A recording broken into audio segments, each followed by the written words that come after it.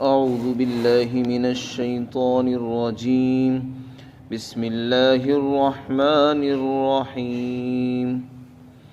تبارك الذي إن شاء جعل لك خيرا من ذلك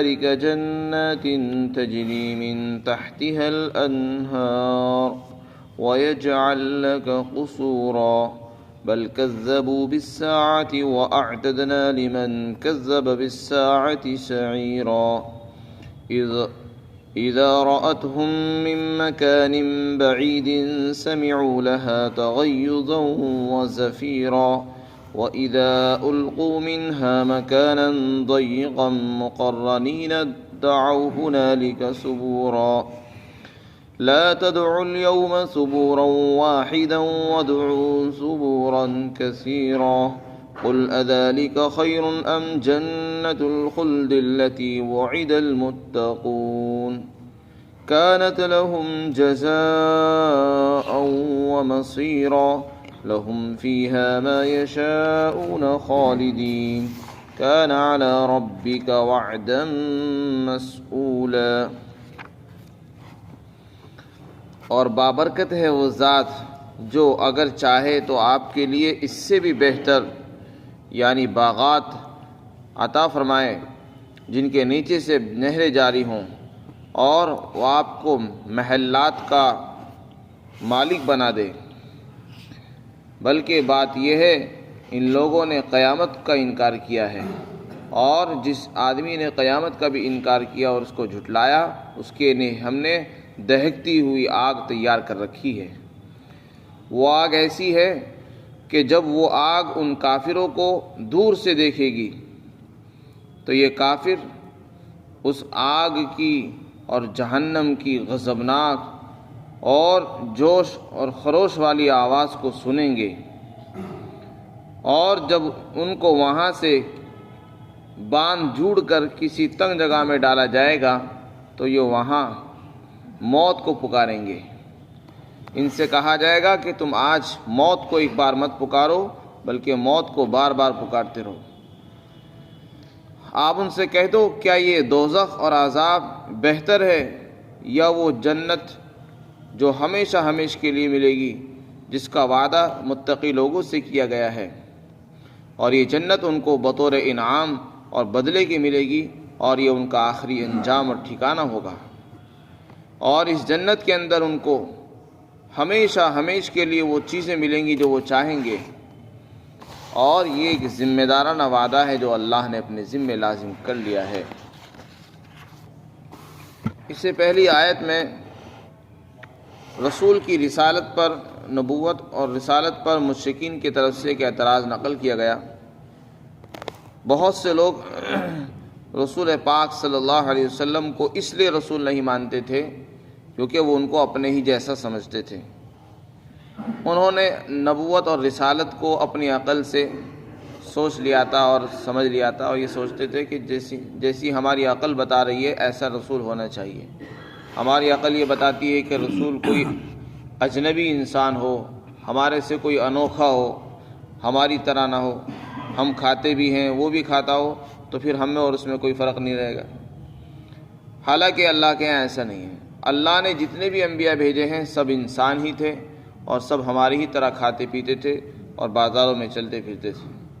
یعنی انسان کے ساتھ جو ضرورتیں لگی ہوئی ہیں وہ تمام ضرورتیں ان کے ساتھ بھی لگی ہوئی تھی.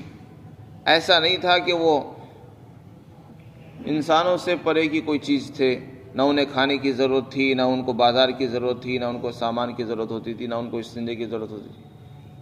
انسان کے لیے جو چیزیں لازم ہیں وہ ان کے ساتھ بھی لگی ہوئی تھی، اور انہی کو اللہ نے انسان کی ہدایت کے لیے بنایا.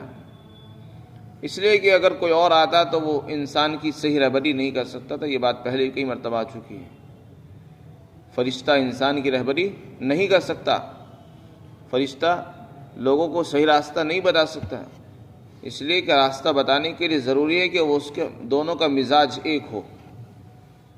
جو راستہ بتانے والا ہے اس کا مزاج بھی ایک ہی ہونا چاہیے، اور وہ ہر ایک کے مزاج سے واقف بھی ہو. جو ضرورتیں انسان کے ساتھ لگی ہوئی ہیں وہ رسول کے ساتھ بھی لگی ہوئی ہوں، تبھی اس کو احساس ہوگا بھوک کیا ہوتی ہے، پیاس کیا ہوتی ہے، بازار کی کیا ضرورت ہوتی ہے۔ اور فرشتے کو تو بازار سے کوئی تعلق ہی نہیں، اس کو نہ شادی کی ضرورت ہے، نہ اس کو زندگی کی ضرورت ہے، تو پھر ان کو ان تقاضوں کی اہمیت کا کیسے پتہ چلے گا؟ اس لیے اللہ تعالیٰ نے انسانوں کی ہدایت کے لیے انسانوں کو ہی نبی بنایا ہے۔ تو جن لوگوں نے یہ اعتراض کیا تھا ان کی بات کا جواب دیا۔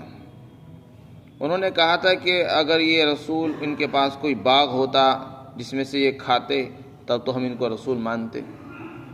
تو اللہ تعالیٰ نے یہاں پر ان کے اعتراض کا جواب دیتے ہوئے ارشاد فرمایا کہ اللہ کی ذات وہ بابرکت ذات ہے جو ایک نہیں سینکڑوں باغ دینے پر قادر ہے۔ تم ایک باغ کی، ایک خزانے کی بات کرتے ہو، ہم رسول کو سینکڑوں ایسے باغات دینے پر قادر ہیں جن کے نیچے سے نہریں بہہ رہی ہوں، اور ہم ان کو محلات، بڑے بڑے محل کا مالک بنانے پر بھی قادر ہیں، لیکن ہم کسی کے پابند نہیں ہیں۔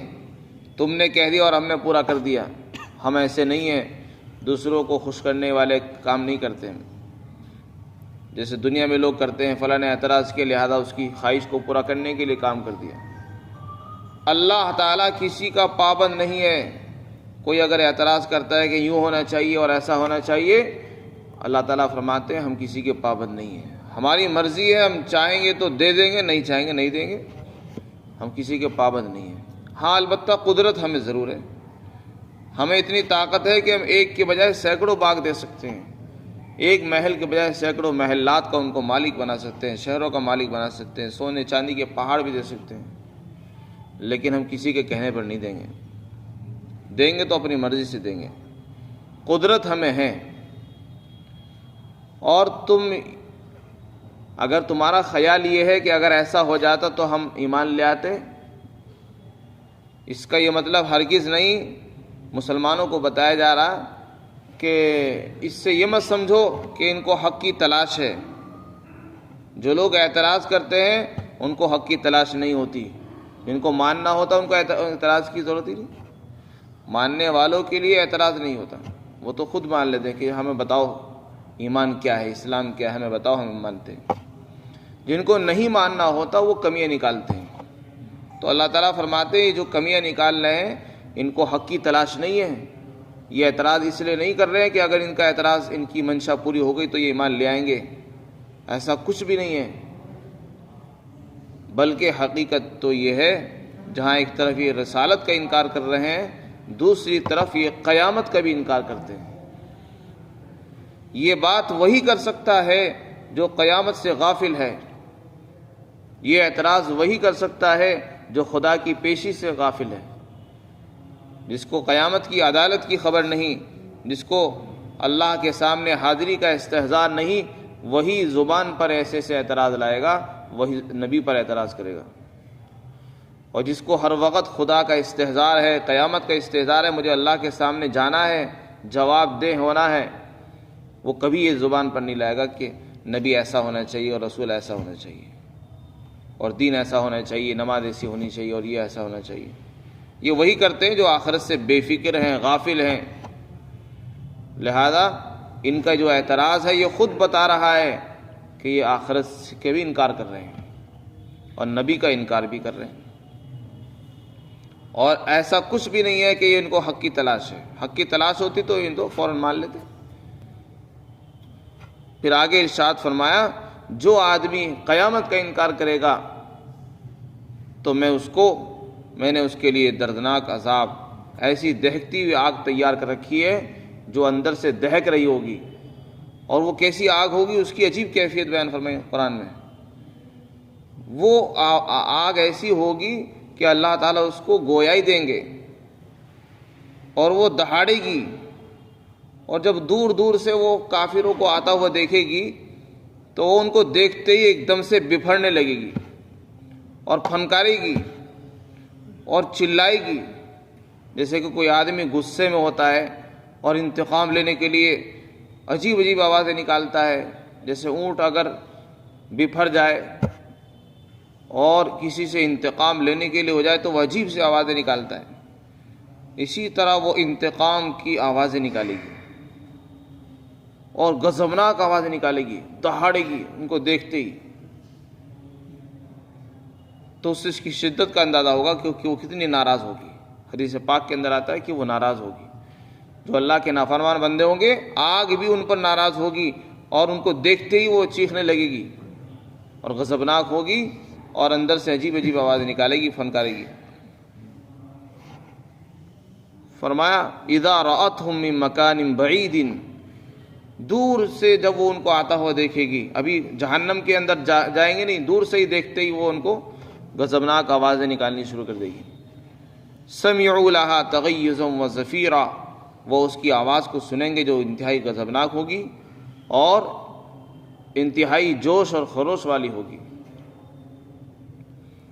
پھر آگے ارشاد فرمایا جہنم میں ان کو ڈال دیا جائے گا. لیکن جہنم تو بہت بڑی جگہ ہے، صرف ان کو جہنم میں ہی نہیں رکھا جائے گا. جہنم کے اندر بہت سی جگہیں ہیں، ان میں بہت تنگ جگہ بھی ہیں، وہاں ان کو ڈالا جائے گا. حدیث شریف میں آتا ہے کہ تنگ جگہ سے مراد ہے ان کو دھسا دیا جائے گا.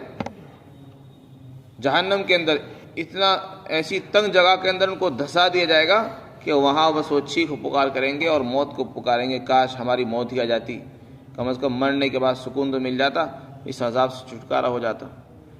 تو جب ان کو باندھ جوڑ کر، ہاتھ پیر جوڑ کر، بعض آیات میں آتا ہے ان کے گلوں میں توق پڑے ہوئے ہوں گے اور ان کی خواہشات میں اور ان کے درمیان آڑ کر دی جائے گی، اب خواہشات کوئی پوری نہیں ہوگی، تو پھر ان کو باندھ جوڑ کر ایک تنگ جگہ میں ڈال دیا جائے گا. تو وہاں پر پھر وہ موت ہی موت کو پکاریں گے، کاش موت آ جائے، ہائے موت موت. اس وقت وہ ہلاکت کو پکاریں گے. ان سے کہا جائے گا آج موت کو ایک بار مت پکارو، آج تو موت کو بار بار پکارو تب بھی نہیں آئے گی وہ. اب موت آنے والی نہیں ہے. اب موت کو بار بار پکارنے کا کیا مطلب ہے؟ بعض مفسرین نے اس کا یہ مطلب بیان کیا کہ جہنم میں جانے کے بعد ایک ہی عذاب نہیں ہوگا، طرح طرح کے عذاب ہوں گے. اب ایک عذاب ہے، اب اس کے بعد تھوڑی دیر کے بعد دوسری قسم کا عجیب آواز، اور ہر ایک کی شدت الگ، ہر ایک کی تکلیف الگ. تو ہر عذاب پر وہ ایک نئی موت کو پکاریں گے. فرمایا قل اذالک خیر ام جنۃ الخلد التی وعد المتقون. اب آگے اللہ تعالیٰ خطاب فرما رہے ہیں اب دیکھ لو، تمہارے سامنے ایک طرف جہنم ہے اور ایک طرف جنت ہے. یہ جہنم اور یہ عذاب اور یہ آگ یہ بہتر ہے یا وہ جنت جس کا ہم نے متقی لوگوں سے وعدہ کیا وہ بہتر ہے؟ تم خود فیصلہ کر لو، فیصلہ تمہارے ہاتھوں میں ہے. اللہ نے قرآن بھی اتار دیا، بتا دیا، نبی بھیج دیے. اب انسان کو اختیار ہے، جو چاہے اختیار کر لے اپنے لیے. اگر جہنم اپنے لیے پسند کرنی ہے تو پھر اس کے لیے کچھ کرنے کی ضرورت نہیں ہے، اور اگر جنت چاہیے تو پھر اس کے لیے اپنی خواہشات کو دبانا ہوگا. اللہ کی مرضی پر زندگی گزارنی ہوگی اور من چاہی زندگی کو چھوڑ کر رب چاہی زندگی گزارنی ہوگی.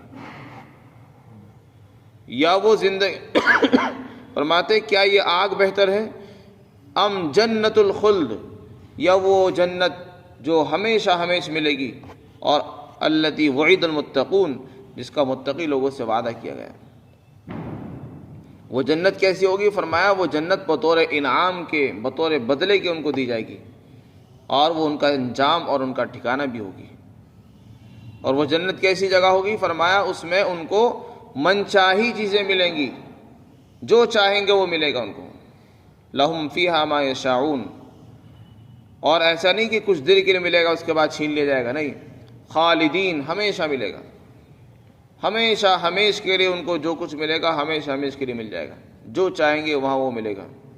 وَلَكُمْ فِيهَا مَا تَشْتَهِي أَنفُسُكُمْ وَلَكُمْ فِيهَا مَا تَدَّعُونَ، جو مانگیں گے وہ ملے گا، جو چاہیں گے وہ ملے گا.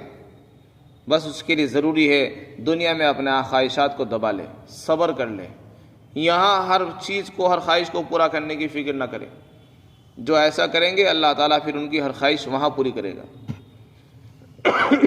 تو جنت صبر والوں کے لیے ہے، بچنے والوں کے لیے، پرہیز کرنے والوں کے لیے. اور جو جہنمی ہوں گے ان کی کوئی خواہش پوری نہیں ہوگی. وحیل بینہم وبین ما یشتہون، اور ان کے اندر حائل کر دیا جائے گا، آڑ پیدا کر دی جائے گی کافروں کے اور ان کی خواہشات کے درمیان. وحیل بینہم وبین ما یشتہون کما فعل بعشاء من قبل انہم کانوا فی شک مریب. پھر آگے ارشاد فرمایا یہ وعدہ کوئی جھوٹا موٹا وعدہ نہیں ہے جیسے انسانی دنیا میں حکومتیں وعدے کرتی ہیں اور مکر جاتی ہیں. وعدے کیے اور بھول گئے، وعدے کیے چھوڑ دیے.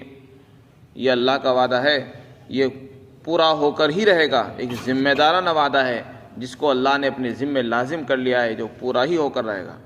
اس لیے اپنے رب سے سوال کرتے رہنا چاہیے کہ اے پروردگار، آپ نے جو اپنے رسولوں کی زبانی ہم سے وعدہ فرمایا ہے اسے پورا فرمائیے، اور آپ اپنے وعدے کے خلاف نہیں کرتے. تو اس کے لیے قرآن میں دعائیں بھی آئی ہیں، ربنا وآتنا ما وعدتنا علی رسلک، اے ہمارے پروردگار ہم کو وہ عطا فرما جس کا تو نے ہم سے وعدہ فرمایا اپنے رسولوں کی زبانی. انک لا تخلف المیعاد، آپ وعدوں کی خلاف ورزی نہیں کرتے ہیں، جو وعدہ کرتے ہیں پورا کرتے ہیں. لہذا تو نے ہمارے لیے جنت کا وعدہ فرمایا ہے، ہمیں جنت عطا فرما. تو اپنے رب سے دعا مانگنی چاہیے اور اپنے رب سے سوال کرنا چاہیے تاکہ اللہ تعالی ہمیں وہاں کی باغ و بہار، وہاں کی بہار نعمتیں عطا فرمائے. اللہ تعالی ہم سب کو